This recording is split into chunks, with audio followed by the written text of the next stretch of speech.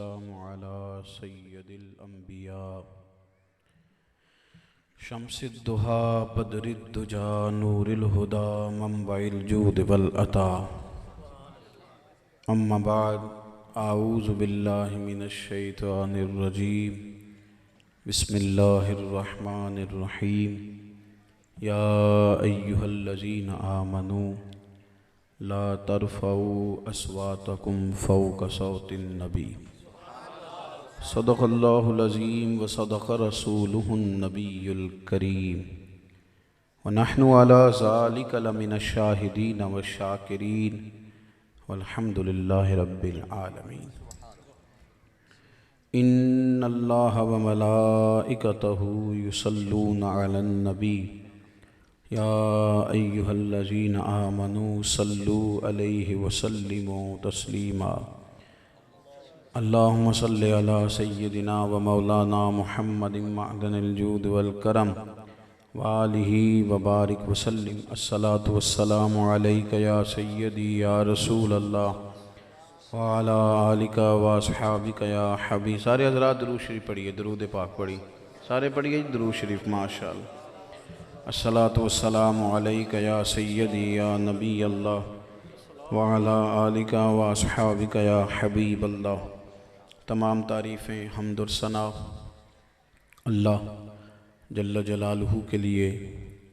درود و سلام نبی اکرم نور مجسم شفیع معظم احمد مجتبیٰ جناب حضرت محمد مصطفیٰ صلی اللہ تعالیٰ علیہ وسلم ذات والا صفات کے لیے حمد و صلات کے بعد عزیز دوستو، بزرگوں، بھائیوں، بالخصوص حضرات علماء کرام، مشائخ عظام، محفل میلاد مصطفیٰ صلی اللہ تعالیٰ علیہ وسلم کے خوبصورت عنوان سے آج کی مبارک محفل کا بندوبست ہے. اللہ تعالیٰ ہماری حاضریوں کو قبولیت کا درجہ نصیب فرمائے. ان محافل کو رب کریم ہمارے اعمال کے سنورنے کا، عقیدے کی پختگی کا اور گناہوں کی معافی کا ذریعہ بنائے. ایک گزارش چھوٹی سی کرنی ہے، اگر آپ لوگ مان لیں تو کر لوں. موبائل جیبوں میں ڈال لیں، اللہ آپ کو خوش رکھے. اس کو جیب میں ڈالیں اور آپ لوگ بیٹھ جائیں. اب جن کی فوٹو کھینچنے کی ڈیوٹی ہے نا، وہ بھی مہربانی کریں. اب آپ لوگ بیٹھ جائیں. اللہ آپ کو جزائے خیر عطا فرمائے. دیکھیں، کسی چیز کی بھی جتنی ضرورت ہو اتنا ہی ٹھیک ہوتا ہے کام. یہ تھوڑا سا نامناسب ہے. مطلب یہ کہ فوٹو کی علماء نے ضرورت دی ہے، مجبوری کے عالم میں دی. اب کچھ کام بغیر فوٹو کے چلتے نہیں تو کھنچوا لیں. اس ثواب سمجھ کے نہیں فوٹو کھینچیں. آپ لوگ میری بات سنیں اور اطمینان سے اپنی جگہ پہ تشریف رکھیں. پیسے دینے والے بھی پیسے جیب میں رکھیں اور میری بات آپ لوگ، اللہ تعالیٰ آپ کو بہتر صلہ عطا فرمائے. قرآن مجید فرقان حمید میں اللہ تعالیٰ نے نبی کریم صلی اللہ تعالیٰ علیہ وسلم کے آداب بیان فرمائے. نبی پاک علیہ السلام کی بارگاہ تاریخ انسانیت میں وہ واحد بارگاہ ہے کہ جن کے آداب خود رب کریم بیان فرماتا ہے. فرمایا یا ایھا الذین آمنوا لا ترفعوا اصواتکم فوق صوت النبی. اے ایمان والو، تمہاری آوازیں میرے نبی پاک کی آواز سے اونچی نہیں ہونی چاہیے. وَلَا تَجْهَرُوا لَهُ بِالْقَوْلِ كَجَهْرِ بَعْضُكُمْ لِبَعْضٍ. جس طرح تم آپس میں چلا کے بات کرتے ہو بے تکلف، اس طرح میرے محبوب سے نہ کرنا. أَن تَحْبَطَ أَعْمَالُكُمْ، تمہارے سارے اعمال ضائع کر دیے جائیں گے. وَأَنْتُمْ لَا تَشْعُرُونَ، اور تمہیں پتہ بھی نہیں چلے گا. ادب جو ہوتا ہے نا، یہ آدمی کو خوبصورت بنا دیتا ہے. انسان بادب آدمی دائروں کے اندر بند ہوتا ہے. جو بے ادب لوگ ہوتے ہیں ان کا کوئی دائرہ ہی نہیں ہوتا، نہ بولنے کا، نہ دیکھنے کا، نہ سوچنے کا. ادب والا آدمی سوچتا بھی ایک حد تک ہے، دیکھتا بھی ایک حد تک ہے، اور اپنی حیثیت سے باہر بات بھی نہیں کرتا. اسی ادب کو عاجزی کا نام بھی آپ دے سکتے ہیں، تواضع کا نام بھی آپ دے سکتے ہیں. اسی کو آپ خوف خدا کے دائرے میں بھی لا سکتے ہیں. بے ادب لوگ جو ہوتے ہیں وہ بے حد ہو جاتے ہیں. ہمارے ہاں یہ ہوا ہے کہ لوگوں نے بے باکی کے نام پر بے ادبی کو پروموٹ کیا. ادب معاشرے میں امن پیدا کرتا ہے، سکون پیدا کرتا ہے، بے ادبی بے چینی اور بے قراری پیدا کرتی ہے۔ آپ روز خدمت کریں ماں باپ کی، لیکن ایک دن اگر آپ کے منہ سے سخت لفظ نکل گئے نا ابا جی کے لیے کہ ابا جی دور بدل گیا ہے، آپ کیا مجھے سمجھاتے رہتے ہیں ہر وقت، تو وہ ساری رات ابا بیچارہ رو کے گزار دیتا ہے۔ اسے محسوس ہوتا ہے میری تو کمائی اجڑ گئی۔ اماں بیچاری لڑائی ہو رہی تھی اماں کی اور بیوی کی، تو اس نے آ کے کہہ دیا کہ اماں چل بیوی تو میری جس طرح کی ہے، اماں تو بھی نہیں سیانی، تو بھی جذباتی ہے۔ تو ماں کو نا وہ ساری راتیں یاد آ جاتی ہیں جو اس نے اس کے لیے جاگ کے گزاری ہوتی ہیں، اور اسے ساری ماریں یاد آ جاتی ہیں جو اس نے اس بیٹے کے لیے کھائی تھی، اور محسوس ہوتا ہے کہ میں نا واپس آ گئی ہوں، ریورس گیئر لگ گیا۔ بے ادبی آپ ایک دن کر لیں، روز نہیں، تو وہ ایک دن کی بے ادبی بھی ماں باپ کو بے چین کر دیتی، لیکن اماں انتظار کر رہی تھی کہ میری بیٹی نے کوئی 20-25 ہزار مانگ لیا ہے، بیٹی غریب ہے، اب بیٹے سے کیسے کہوں گی، وہ بھی تو بیچارہ غریب ہے، محنت کرتا ہے، اس کے بھی بچے ہیں، اتنی طاقت نہیں اس کے پاس کہ وہ بہن کو دے سکے۔ اماں سارا دن منصوبہ بناتی رہی کہ بیٹی کا صبح فون آیا تھا، اماں تھوڑے پیسے چاہیے، سارا دن پلان کرتی رہی پتر آئے گا کیسے کہوں گی، اس غریب کو کس طرح مجبور کروں گی، وہ پہلے ہی بڑا پریشان ہے، سارا دن اماں منصوبہ بناتی رہی۔ پتر شام کو گھر آیا تو اماں نے کہا بیٹے میرا دل تو نہیں چاہتا، میں تیرے حالات اور تیرے اخراجات اور تیرے وسائل سے آگاہ ہوں، پر پتر وہ تیری بہن غریب نہیں، 20-25 ہزار کا سوال کیا تو کرنا کیا ہے؟ تو پتر نے پتہ کیا کیا، اس نے اٹھ کے نہ ذرا آگے بڑھا، اماں کا ہاتھ پکڑ کے چوما، اور اس نے کہا اماں تو ڈر ڈر کے بات کیوں کرتی ہے، تم پیسوں کی بات کرتی ہے، میری جان بھی تیرے حکم پہ حاضر ہے۔ آپ کسی پیر صاحب کی مٹھی میں دیں گے نا 5,000 کے دعا کریں تو وہ بھی رٹی رٹائی کر دیں گے، میں نہیں کہتا نہیں کرتے، لیکن ایک پکی کیسٹ ہے سب کے لیے چل جاتی ہے، لیکن اماں کو آپ نے یہ کہہ دیا، ادب کر دیا، اب آپ آ کے سو گئے، لیکن وہ ساری رات روتی رہی اور دعائیں مانگتی رہی، اللہ اس کو خیر کر دے۔ جب آپ ادب کرتے ہیں نا، آپ PhD کر گئے، MPhil کر گئے، پھر ایک بہت بڑی جاب آپ کو ملی، بہت بڑے بزنس مین ہو گئے، اللہ تعالیٰ نے آپ کو بہت بڑی گاڑی دے دی، پجاروں میں آپ بیٹھے، 1.25 کروڑ 1.5 کروڑ کی گاڑی تھی، آپ گزر رہے تھے پکڈنڈی سے، فٹ پاتھ سے، آپ کے میٹرک کے ٹیچر جو میٹرک PTC تھے اور آپ کو پرائمری میں پڑھایا کرتے تھے، 1 دونی 2 تے 2 دونی، وہ آپ کو نظر آ گئے کہیں، وہ آپ کو نظر آ گئے جو پڑھاتے تھے کہ الف انار اور بے بکری، پرائمری کے ٹیچر، آپ کی تعلیم اب PhD ہے، وہ استاد جو ہیں وہ آپ کے میٹرک PTC ہیں، وہ آپ کو نظر آ گئے، استاد جی سائیکل پہ تھے اور آپ پجاروں پہ تھے، تو آپ نے استاد جی کو دیکھ کے لگائی بریک، آپ اترے، اور اتر کر کے آپ نے کہا استاد جی پسند کریں تو میں نہ چھوڑاؤں، تو استاد جی نے شکریہ بھی ادا کیا، ماتھا بھی چوما، دعا بھی دی، آپ نے 2 منٹ ادب کیا ہے، اتر کے سلام لے لی ہے، استاد بیچارہ دوبارہ سائیکل پہ بیٹھ گیا ہے، پر اسے یوں لگا ہے کہ اب وہ سائیکل جو ہے نا وہ پجاروں سے مہنگا ہو گیا۔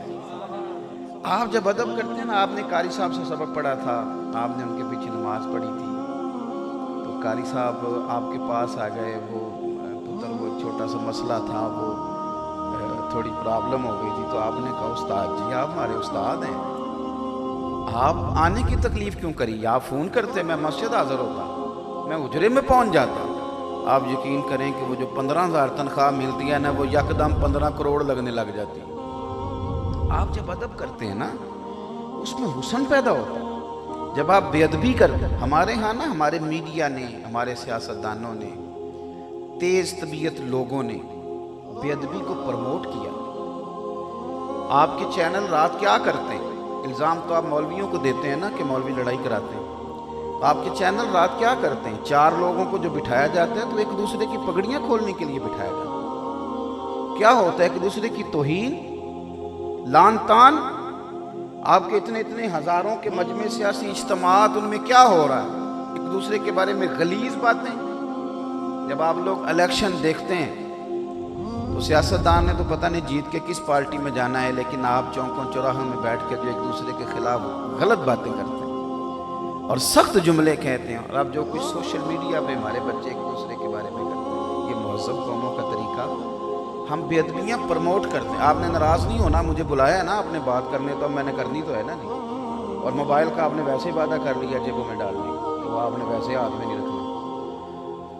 دیکھو، جو طبقہ جہاں بیٹھتا ہے وہ دوسرے کے خلاف بات کرتا ہے۔ میں آپ سے پوچھتا ہوں، پولیس والے اچھے ہوتے ہیں؟ چلیں وہ اس کو چھوڑ دیں، پٹواری ٹھیک ہوتے ہیں؟ اللہ ہی خیر فرمائے، چلیں ان کو بھی رہنے دیتے ہیں، بات کر لیتے ہیں سیاستدانوں کی، وہ ٹھیک ہیں؟ ہو گیا معاملہ، مجموعی بات کر رہا ہوں، مجموعی۔ چلیں آپ کہہ دیں گے جی کچھ ٹھیک بھی ہیں، لیکن مجموعی طور پہ نا ہم نے پروموٹ کیا ایک دوسرے کے خلاف کلچر، ہر طبقے کے لوگوں نے۔ آپ چھوڑ دیں علماء کو، ویسے آپ عوامی مجمع میں جا کے کسی سے پوچھ لیں مولویوں کے بارے میں کیا خیال ہے، پوچھ لیں لوگوں کے کمنٹس کتنے، یہ بھلا کیوں ہوا ہے؟ اور پھر یہاں مذہبی سٹیجوں پر، ایک تو یہ تھا کہ، اور ہر اسٹیج پر، یہاں مذہبی سٹیج پہ آپ آ جائیں، یہاں پروموٹ کیا جاتا ہے باقاعدہ، نعت خوانوں کے خلاف مہم چلائی گئی۔ میں بڑی شدت سے رد کرتا ہوں پیسے پہلے مانگنے والوں کا اور یہ سارا کچھ کرنے والوں کا، لیکن سوال یہ ہے کہ توہین تو نہ کریں، کسی تضحیق تو نہیں نہ کریں آپ۔ ہم نے بیٹھ کے توہین شروع کر دی ہے، ہم ایک دوسرے کی غیبتیں کرتے ہیں، یہ جی صرف جی مقرر ہے جی اور میں مفتی اعظم ہوں، یہ نہ کریں۔ اگر مقرر خالی ہونا کوئی اتنی بڑی بات، تقریر کی کوئی ضرورت نہ تھی، تو پھر بتائیے نا، غوث اعظم کی خواب میں آ کے مدینے والے محبوب نے کیوں کہا تھا کہ تقریر کیا کر، کیوں کہا تھا خطاب کیا کر؟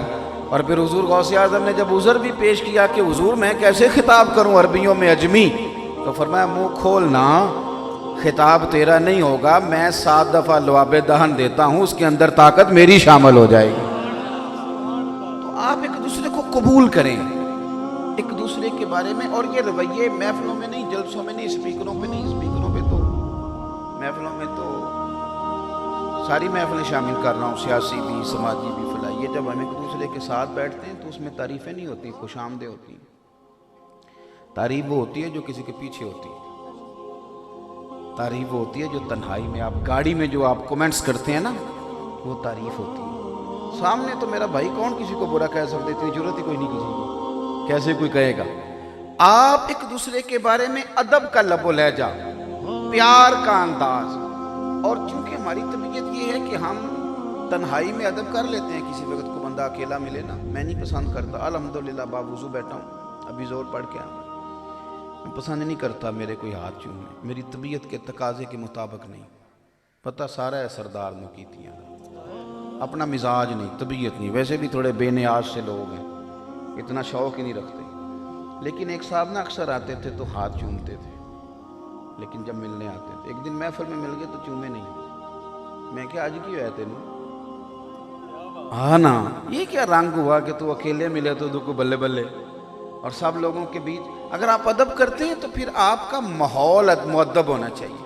حضرت عبداللہ ابن عباس رضی اللہ تعالیٰ عنہ حضور کے چچا زاد بھائی ہیں، حضرت عباس کے صاحبزادے ہیں، امت مسلمہ کے سب سے پہلے مفسر قرآن کا نام، حضور کے بعد جو مفسر قرآن ہے ان کا نام حضرت عبداللہ ابن عباس ہے، اور نبی پاک نے انہیں دعا دی تھی علم و فضل کی، لیکن یہ بن کے نہیں بیٹھ گئے جس طرح آج کل سارے پیروں کے بچے فیض یافتہ ہوتے ہیں، علم لدنی والے ہوتے ہیں، اس طرح نہیں، حضور کی دعا بھی تھی، خاندان بھی بڑا تھا، لیکن حضرت زید بن ثابت رضی اللہ تعالیٰ عنہ کے پاس چونکہ حضور کی احادیث کا بہت بڑا ذخیرہ تھا، حضرت عبداللہ ابن عباس اپنے استاد صاحب کے پاس جا کے، یعنی حضرت زید بن ثابت کے پاس جا کے حدیثیں سیکھتے تھے، اور اعلیٰ حضرت بریلوی رحمۃ اللہ تعالیٰ علیہ نے لکھا ہے کہ فرماتے ہیں جب میں استاد جی کے دروازے پہ جاتا تھا نا پڑھنے، تو میں نے کبھی ان کے دروازے پہ دستک نہیں دی، میں ایک کونے میں ہو کے چٹائی بچھا کے بیٹھ جاتا تھا، استاد اپنی مرضی سے باہر آتے تھے، حالانکہ میں خاندان رسول میں سے تھا، مرضی سے باہر آتے تھے، تو میں کہتے تھے حضور میں مدینے والے کی باتیں سننے آیا ہوں، 2-3 حدیثیں نہیں سنا دیتے؟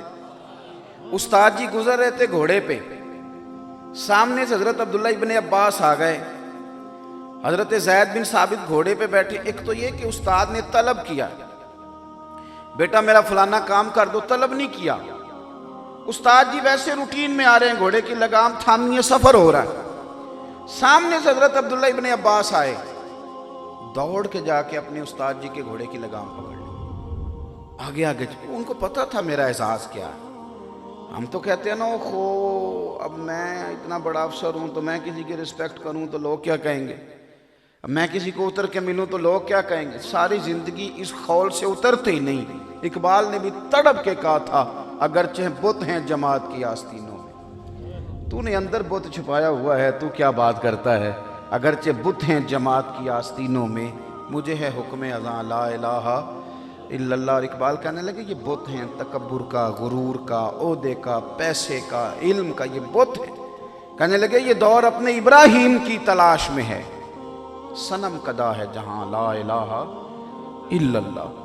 تو حضرت زید بن ثابت کے گھوڑے کی لگام تھام لی شاگرد نے، تو حضرت زید بن ثابت کہنے لگے جناب آپ کیا کر رہے ہیں، کیوں لگام تھام لی آپ نے؟ تو کہنے لگے استاد جی ہمیں بتایا گیا ہے کہ علماء کی عزت کرنی، ہمیں سکھایا گیا ہے۔ جناب زید بن ثابت نے جب یہ بات سنی تو گھوڑے سے نیچے اترے، وہ شاگرد تھے آپ کے، نیچے اتر کے تو اپنے شاگرد کا ہاتھ پکڑ کے چوم لیا۔ تو حضرت عبداللہ ابن عباس کہنے لگے حضور یہ کیا ہے؟ فرمانے لگے ہمیں بھی سکھایا گیا ہے کہ خاندان رسول کا ادب کرنا ہے۔ آپ جب ایک دوسرے کا ادب کریں گے تو معاشرہ ادب سے بھرے گا، پیار سے بھرے گا، وقار سے بھرے گا۔ اور کئی دفعہ آپ کی سمجھ میں نہ بھی نہ آئے کہ اب یہ کیا ادب ہوا جی، یہ تو ابا جی نے رٹا ڈال دیا ہے، یہ تو بوڑھی اماں بلا وجہ اڑ گئی ہے، تو آپ وہاں بھی ادب کریں، اللہ وہاں بھی اجر ہی عطا کرے گا۔ سمجھ میں نہ بھی آئے تو پھر بھی میری بات کی سمجھ آ رہی ہے؟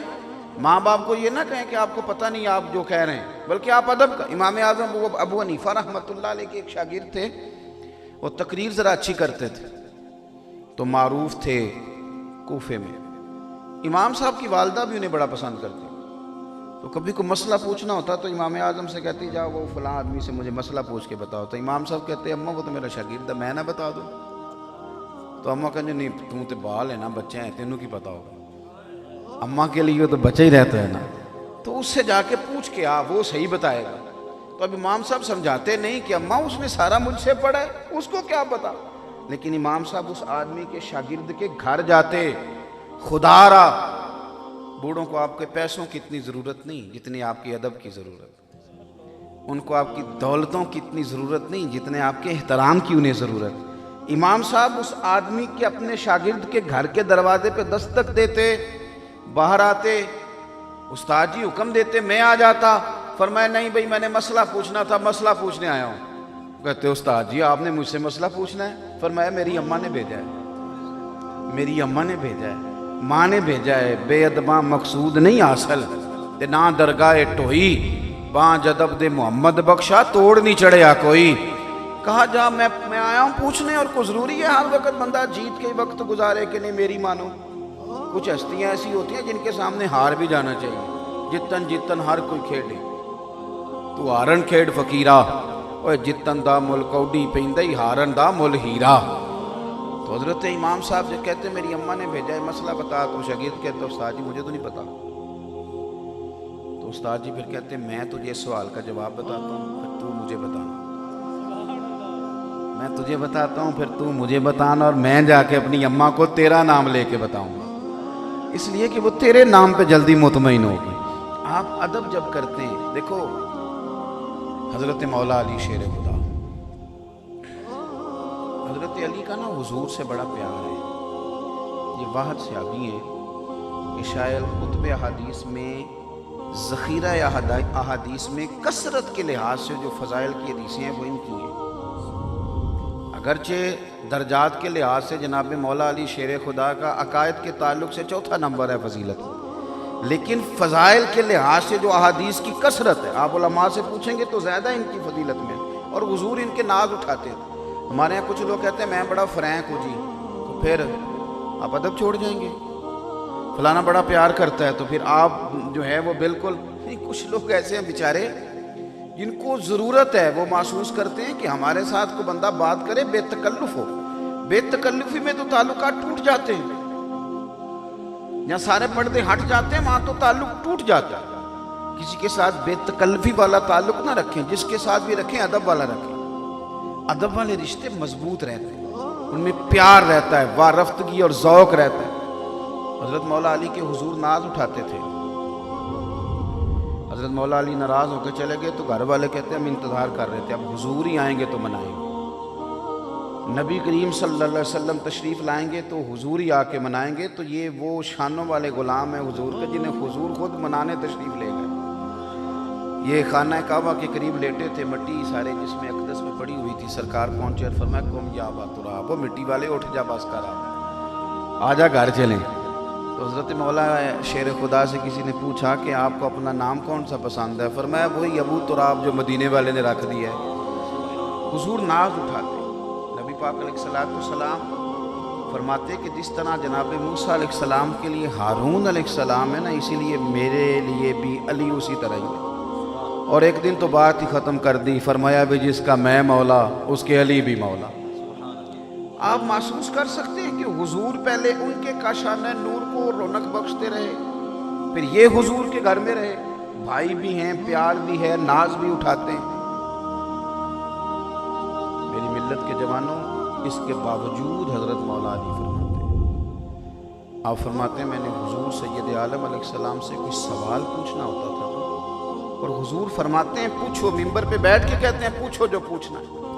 فرماتے ہیں میرے ادب کی یہ کیفیت تھی کہ اتنے محبت پیار کے باوجود میں کئی مہینے انتظار کرتا تھا اور حضور سے سوال نہیں پوچھتا تھا.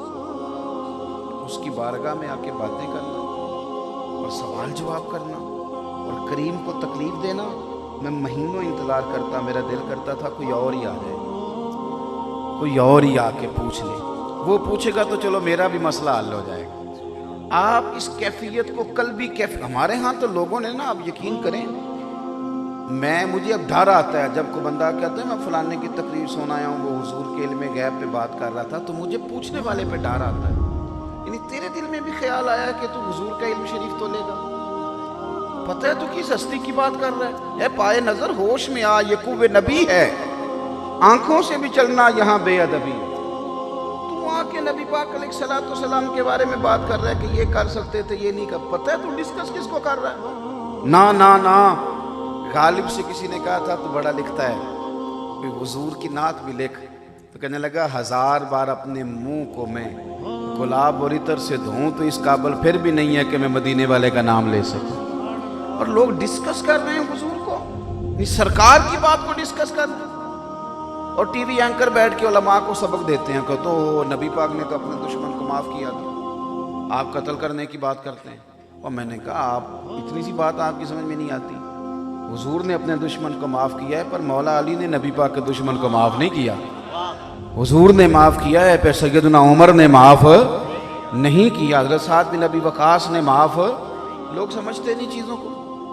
تو آپ جب بات آئے نا بارگاہ رسالت معاب کی,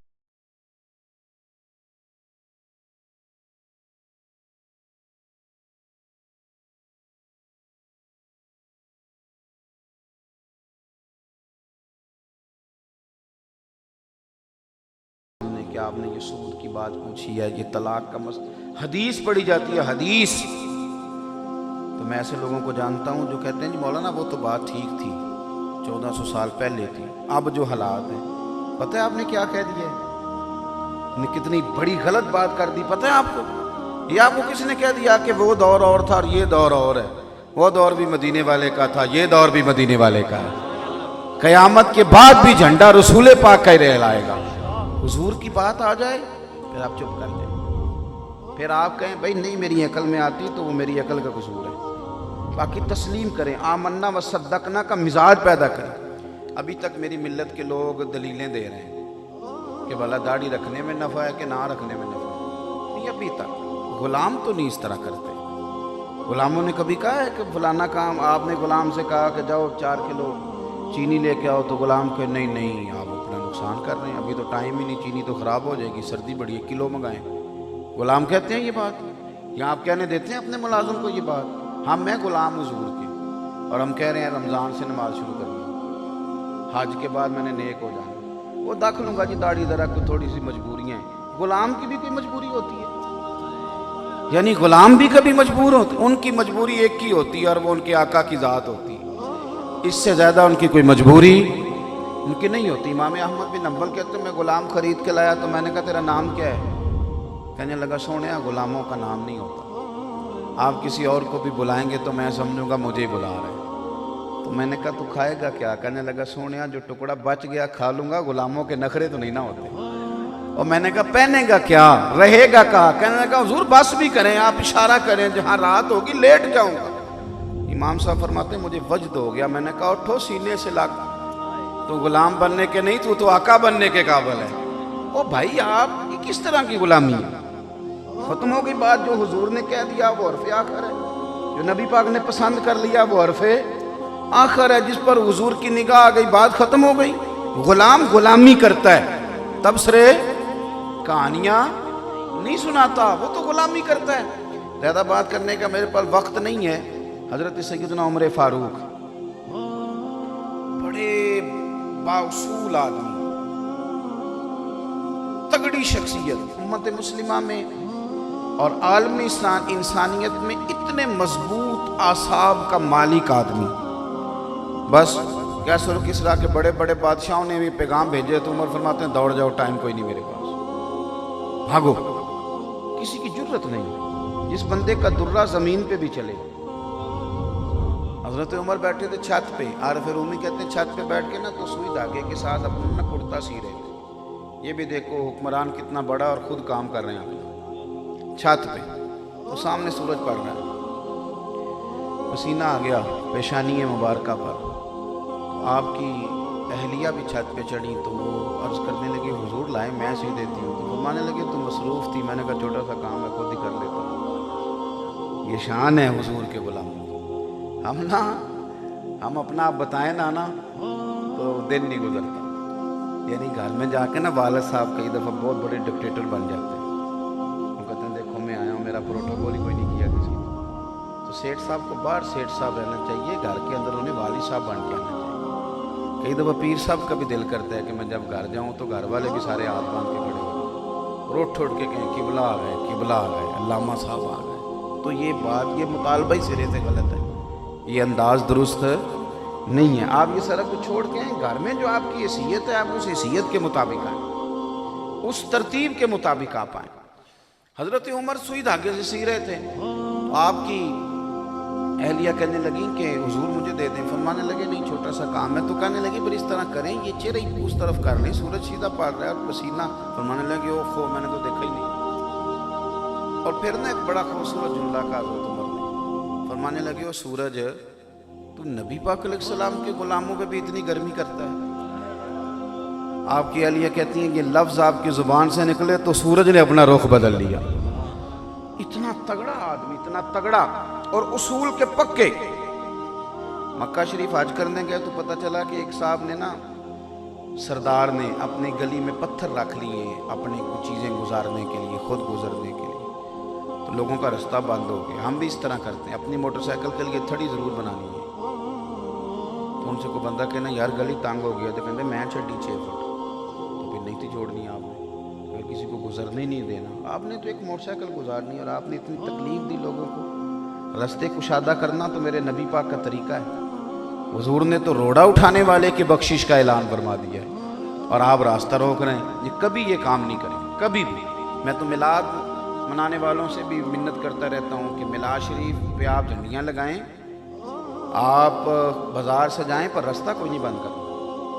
اس لیے کہ رستے بند کرنا ہمارا تو کام رستے کھولنا ہے. ہم تو راہ دیتے ہیں لوگوں کو. کوشش کریں کوئی متبادل رستہ ہو تو بات الگ ہے، لیکن اگر لوگوں کی تکلیف کا احساس ہو تو یہ کام کبھی بھی نہ کرے. تو حضرت عمر نے کہا بھائی آپ نے خود بچھایا تو اٹھائیں گے بھی آپ ہی. اس بندے کو بلا کے اس کے ہاتھوں سے روڑے اٹھوائے. نہ تگڑا آدمی.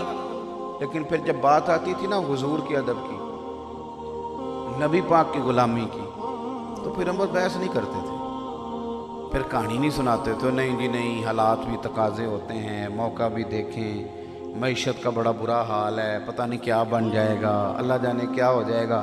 سفیر چلا گیا تو خدا جانے بھوکے مر جائیں گے، پتہ نہیں کیا ماحول بن جائے گا. یہ بہانے بعد میں ہوتے ہیں، یہ کہانیاں بعد میں ہوتی ہیں۔ حضرت عمر گزر رہے تھے، مسجد نبی شریف کے قریب ایک گلی سے گزرے تو پرنالے چلا کرتے تھے، تو پرنالے سے پانی آیا، مٹی بھی آئی، کچھ نے لکھا اس کے اندر کچھ اور چیزیں بھی شامل تھیں، اور یہ حدیث صحیح بخاری میں موجود ہے۔ وہ حضرت عمر کے کپڑوں پہ پڑی، مسجد کی گلی میں پرنالا، اور وہ کپڑے لوگوں کے بھرے، اور بندہ ہو جناب عمر جیسا۔ آپ نے لوگوں سے پوچھا کیا حال ہے حضور؟ یہ جب بھی گزرتے ہیں بارش میں تو یہی حال کرتا ہے پرنالا۔ حضرت عمر نے 1 منٹ لگایا، پرنالا ادھیڑ دیا، فرمایا گھر والے سے کہنا کہیں اور لگائیں۔ حضرت عمر چلے گئے۔ پتہ چلا بعد میں وہ گھر کس کا؟ حضرت عباس کا، حضور کے چچا کا۔ حضرت عباس رضی اللہ تعالیٰ عنہ سے گھر والوں نے کہا عمر تو پرنالا ادھیڑ گئے، لوگوں کے کپڑوں میں مٹی ڈلتی تھی، پہلے بھی شکایات تھیں، تو آپ فرمانے لگے کوئی مسئلہ نہیں، عمر نے اتارا ہے، لگائے گا بھی عمر ہی۔ کہا جناب عمر فاروق لگائیں گے؟ یعنی سیدنا فاروق اعظم عمر آئیں گے؟ فرمایا تم دیکھنا وہ آئیں گے۔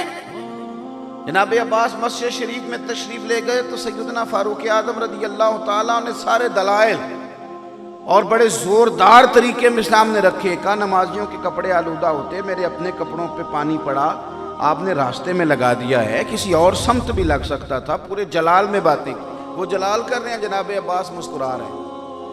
فرمایا جتنی باتیں آپ نے کی ہیں ساری ٹھیک ہیں، اکھاڑ دیا، ٹھیک کیا، میں کب شکوہ کر رہا ہوں، صحیح کیا آپ نے، پر ایک بات تو سن لینا، میری بھی سن لینا ایک بات کا، سنائیے۔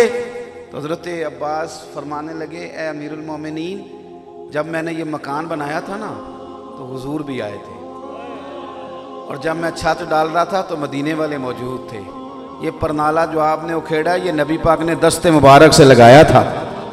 یہ سننے لگے، یہ لفظ کہے جناب سیدنا عباس باہر نکل گئے، وجہ موجود ہے، کپڑے آلودہ کرتا ہے، علت موجود ہے، سبب موجود ہے، اور حضرت عمر دوڑ کے جناب عباس کے پیچھے گئے، جا کے وہ پرنالا پکڑا، پھر حضرت عباس کو لیا، پھر اس جگہ پہ آیا۔ اتنا بڑا شخص جس کا سر کیسر و کسرا کی فوجیں نہ جھکا سکیں، مقام ادب رسول کا آیا تو عمر نے گردن جھکائی اور فرمایا عباس یہاں چڑھو میرے کندھوں پہ اور پرنالا دوبارہ لگاؤ، تن تندور تے ہڈیاں بالن، اسی ہاں وہاں نال تپایا ہے، کپ کپ مکیاں پیڑے کیتے، عشق پلے تھن لایا ہے، تن دا سالن تے من دی ہانڈی، نون صبر دا پایا ہے، غلام فرید آوے میں ساری تیری، تینوں اجے یقین نہیں آیا۔ فرمانے لگے یہ نا، اور وہ ایک بات اور کی درویش نے، وہ کہنے لگے ہن نماز پڑھاں کہ میں تین ول ویکھاں، ہن نماز پڑھاں کہ یا تین ول ویکھاں، بھئی اب علت دیکھیں، سبب دیکھیں، کپڑوں کا بھرنا دیکھیں یا مدینے والے کی بات دیکھیں۔ نماز پڑھاں کہ میں تین ول ویکھاں، میں نے کہا با بھول گیا ہی، یا بھول گئی نہیں، سب سوم صلاتاں ایک کو یار دا فکر پہ آئے۔ بھائی ادب رسول کی جب بات آئے تو آپ نے عہدہ نہیں دیکھنا، پی ایچ ڈی کی ڈگری نہیں دیکھنی، ایم فل کا مقالہ نہیں دیکھنا، آپ نے اپنا سٹیٹس نہیں دیکھنا، مدینے والے کی شان دیکھنی۔ آداب رسالت معاب کے معاملے میں اپنے آپ کو غیرت مند کریں، اپنے لب و لہجے کو حسین کریں، اپنے انداز زندگی کو مضبوط کریں۔ پتہ کیا ہوا ہے، میں نے بات شروع سے چھیڑی تھی ماں باپ کے ادب سے، استاد کے ادب سے، عالم کے ادب سے، اس لیے چھیڑی تھی کہ یہاں سے بے ادبی سٹارٹ ہوتی ہے، اور ہم نے یہاں سے سٹارٹ کر لی ہے، ہمارا انداز یہاں سے گڑبڑ شروع کرتا ہے۔ جب ہم وہ کہتے ہیں نا جی میں جی بات منہ پہ کہہ دیتا ہوں، منہ پہ بات آپ کہیں، سچ بولیں، پر اپنے بارے میں بولیں، آپ بتائیں کہ میں کتنی چوریاں کرتا ہوں، آپ بتائیں میں کتنے جھوٹ بولتا ہوں، آپ کے سچ بولنے کا پتہ چلے۔ آپ سچ بولیں پر اپنے بارے میں، دوسرے کے بارے میں سچ بولنے کا اتنا شوق آپ کو کب سے آ گیا؟ سچ بولنے کا حکم ہے اپنے بارے میں، دوسروں کے بارے میں تو پردہ پوشی کا حکم ہے، تو جہاں پردہ پوشی کا حکم تھا وہ آپ کھولتے جا رہے ہیں۔ کچھ لوگ کہتے ہیں میں منہ پہ بات کرتا ہوں، تو چلو ٹھیک ہے، آؤ ایس ایچ او کے پاس چلتے ہیں، اس کے منہ پہ بات کرنا، منہ پہ بھی تو آپ غریب کی بات کرتے ہیں نا، بات تو آپ غریب جج صاحب کے منہ پہ بات کرو، جا کے ان سے کہو کتنے کیس کیوں اپنے لٹکائے ہوئے ہیں، فارغ کرو سارے، آؤ نا وزیر خزانہ کے منہ پہ بات کرو، یہ کس کے منہ پہ بات کر رہے ہیں؟ ادب والی زندگی اپنائیں، لب و لہجے میں آداب لائیں، اور ہر ایک شخص کے تعلق سے میں بڑی قدر کرتا ہوں اس شخص کی جس بندے نے میری مسجد میں الیکٹریشین کا کام کیا، اس لیے کہ میں جتنا مرضی بہترین مولوی ہوں نا، جب تک وہ لائٹیں نہیں جلائے گا کام کو نہیں چلے گا، لیکن ہم اس کی قدر کرنے کو تیار نہیں ہوتے۔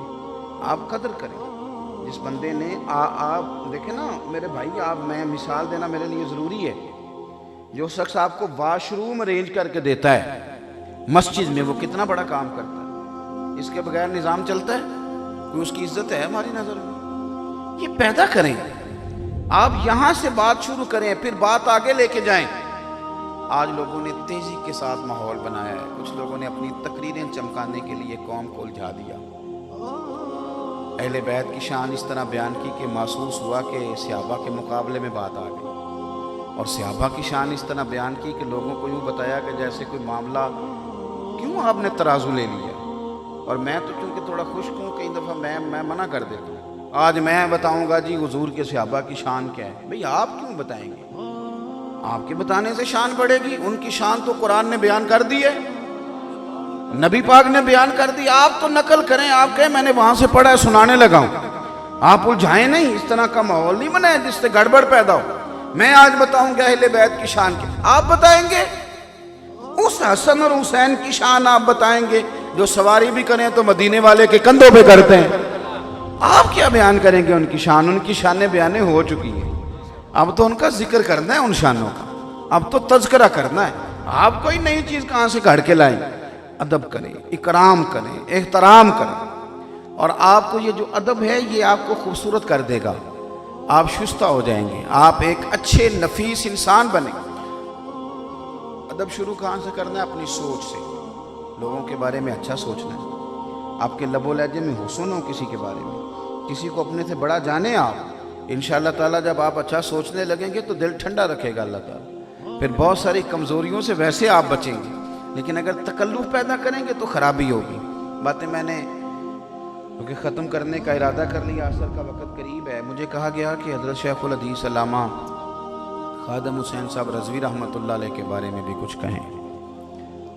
میں ان کے بارے میں کیا کہوں گا، بہت بڑے بزرگ، بہت بڑے شیخ، اور علوم اسلامیہ کی بنیاد ہوتی ہے گرامر، اس کے وہ ماہر لوگوں میں سے تھے۔ میں کسی کو خوش کرنے کے لیے کوئی بات کرنے سے پرہیز کرتا ہوں، بات وہی کرنی چاہیے جس سے اللہ رسول خوش ہوں، تو میں اس طرح کی تعریفیں بھی نہیں کرتا جن سے محسوس ہو کہ مجمع لوٹنا مقصد ہے۔ میں نے ان کے انتقال کے بعد بھی کہا تھا کہ لوگ انہیں تحریک لبیک کے امیر کے طور پہ جانتے ہیں، کیا بات ہے ان کے اس منصب کی بھی، اگرچہ میں کبھی ان کی جماعت کا حصہ نہیں رہا، پر کیا بات ہے اس منصب کی بھی، پر میں انہیں اس طرح جانتا ہوں کہ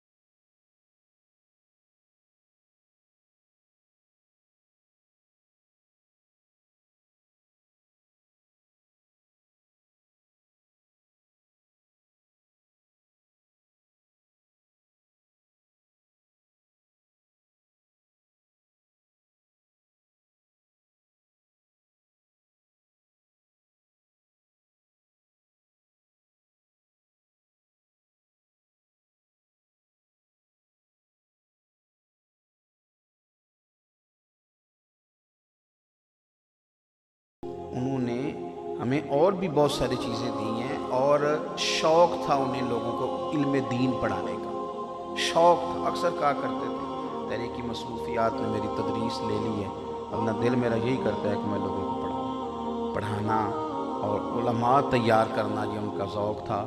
تحریک لبیک سے جو لوگ منسلک ہیں اور جو ان سے پیار کرنے والے ہیں اور جو ویسے میں نے اس وقت بھی آپ سے کہا تھا کہ ویسے ان سے پیار کرنے والوں کی ایک بہت بڑی تعداد ہے۔ تو میری یہ رائے ہے کہ سب سے زیادہ ضروری ہے کہ آپ مدارس کو مضبوط کریں، اس لیے کہ انہوں نے تو عمر ہی ساری مدرسوں میں گزاری، پہلے پڑھتے رہے پھر پڑھاتے رہے۔ آپ مدرسوں سے تعلق مضبوط کریں۔ مدارس اسلامیہ دراصل حسن ہے، اللہ کے حضور دعا ہے جو میں نے کہا ہے اللہ اسے قبول فرمائے، اور گفتگو کے دوران جہاں ہم بھول گئے اللہ ہم سے درگزر فرمائے، اللہ کریم دوستوں کی کاوش کو قبول فرمائے۔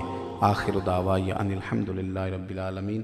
مغرب کی نماز کے بعد مجھے بیان کرنا ہے ملتان شریف میں، اور پھر عشاء کے بعد بھی ایک جگہ پہ آپ اندازہ کر سکتے ہیں اس بندے کے سفر کا جو اس طرح کا مسافر ہو کہ وہ مسلسل سفر میں ہو، پھر آپ لوگ جب ملنے کے لیے دوڑتے ہیں تو مجھے بھی دقت ہوتی ہے کہ یار کیا لگا ہوا ہے ہمیں، کو پیار سے آیا نا، لیکن وہ جو آگے کمٹمنٹ کی ہوتی ہے اس پر پہنچنا بھی تو ایک کام ہے نا۔